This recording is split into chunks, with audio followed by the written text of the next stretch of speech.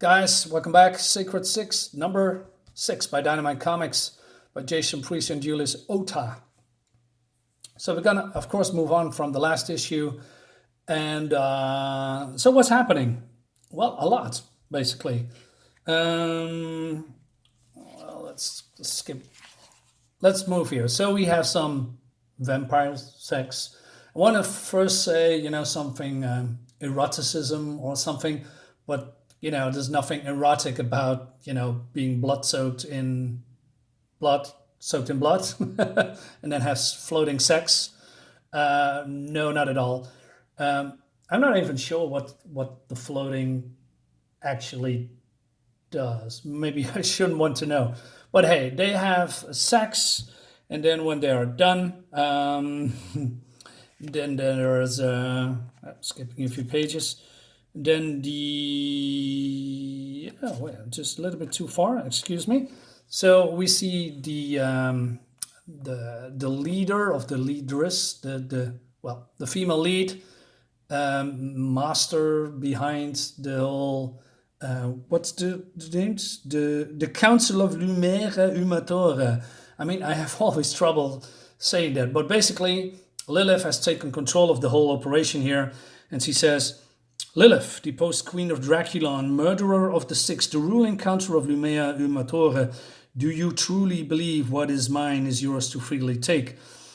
And she says, actually, yes. I mean, I have sex with your son. And then she says, well, Zyleven, which is this guy, is her husband. And then she's saying, well, you have been extracted with my husband. He's done his job. And then we see on the side of the building the whole, clan of the Lumiere Umatore. I butchered that. Basically attacks Lilith, but then out of nowhere, 3 of the 6 of the sacred 6 are coming, I don't know, from nowhere, and they are attacking the other vampires. I mean, how does that work? I mean, are they just lying there waiting while these two having sex with each other, and then with a snap of the finger they burst out of the closet or something? How does that work? I don't know. It's just weird.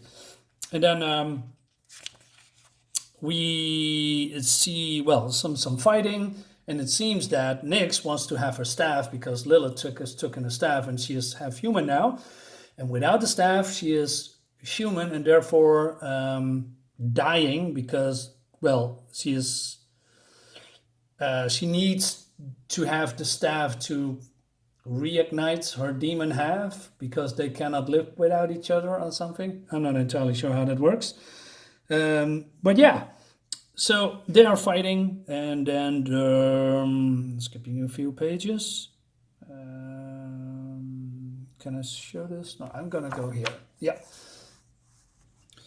So then we skip to Chastity, who's giving, the whole let's say woman-splaining thing, that she is, a half vampire, and that she has been immune to the sun and none of the weakness of the vampires. Oh man, you don't have to tell me that. It's been done to death. I don't want to know. We know you are a half vampire, and the whole half vampire trope has been totally interesting because every half vampire is immune to sunlight somehow and thinks they are better and more special than normal vampires. I think that's bullshit. If you are a half vampire, although you are immune to certain things, you also have to be weaker than a full-fledged vampire. That's my opinion, because otherwise, what's the use, man? You also have then some kind of an advantage over them, more advantage. I mean, so I think that's bullshit. Anyway, as you can see here, the sun is coming up, and then, the woman here thinks she knows that she is, she's been beaten, and then her head is cut off. And these says, oh, Jesus. Why I don't know, this reaction, because they are just cutting up other vampires in the most atrocious ways, and they are, being disgusted that a head of a vampire is cutting off. I don't know. That makes no sense at all. I mean, you are vampire killers and you are acting like you are never seen something like this before. Maybe it's I don't know. I just don't know. And then we see here that what's his name? Zyleven cut off her his the leader of the clan's head off is also his wife, and now he is the leader of the Lumea Umatore and basically under control of Lilith. So and there's some story behind that. We come into that a little bit later. Looks cool, by the way. Skipping a few pages again. Yeah. So we see Draculina. She is still being. This is a little bit later. She's still being, sad and angry that the blonde girl that hanged herself last issue. She has some problems with that. She's angry at God, and this caretaker says, "Well, God loves you, and there's a plan." The whole spiel. And as I predicted, this woman here that quote unquote counseled the blonde girl in the last issue, she's Lilith in disguise. So they are going through a portal because the family is gathering, and we go to Vampirella, who is behind bars because, well, see last issue. Skipping a few pages again. So we see here that, this pisses me off the most. I talked about for the last 5 issues, this is the 6th one, about, the missing kids. Well, it seems they have been found somehow. And what I didn't know, but I just realized it just a moment ago, that in the last issue, Panda dove into the water and grabbed a boy. And it seems that was one of the missing boys. And that's the end of that arc.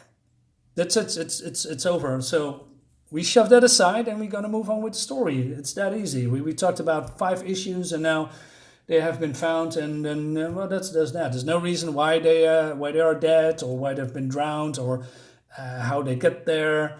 No, nothing at all. We just move on. Nothing to see here. It's done. Well, that's Jesus Christ.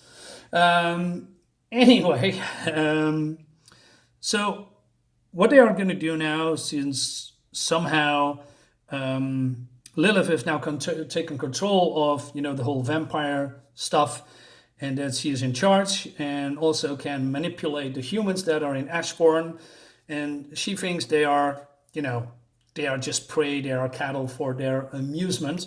So she ordered the release of Vampirella, and they go into a portal again because they are now going to a place. So the 6 is almost complete. So there are now 5. And the 6th one is Panda. And it seems that somewhere below the city in the catacombs, there is a doorway.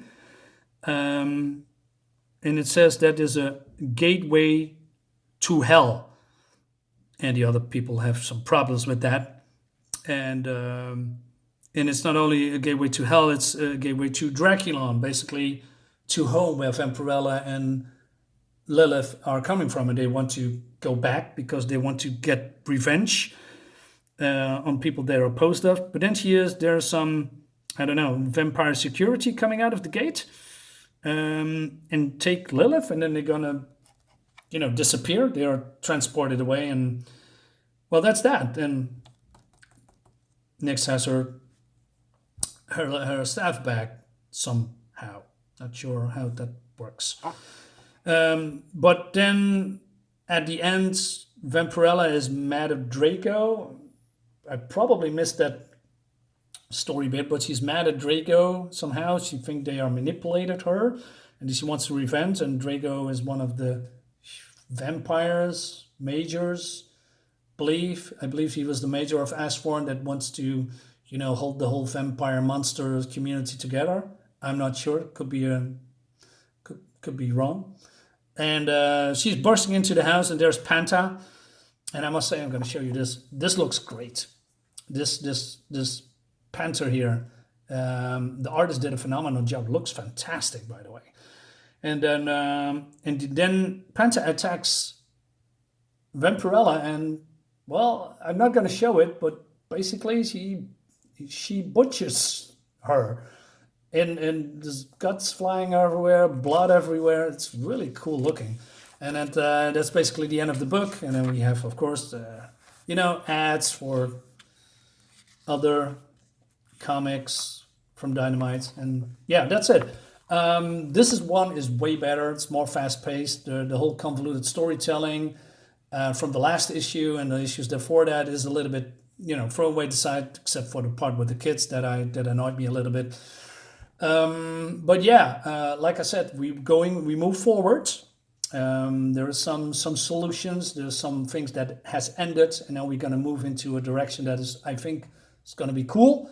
Not sure, but to be honest, I like this issue. So yeah, I'm gonna read 7 soon, and I'm gonna, you know, make a review, of course. Hey guys, thank you for watching. If you have a comment, leave it below. Hit the bell for notifications, subscribe to my channel, and please like the video. That would help me a lot. Yeah, that's it. See you next time.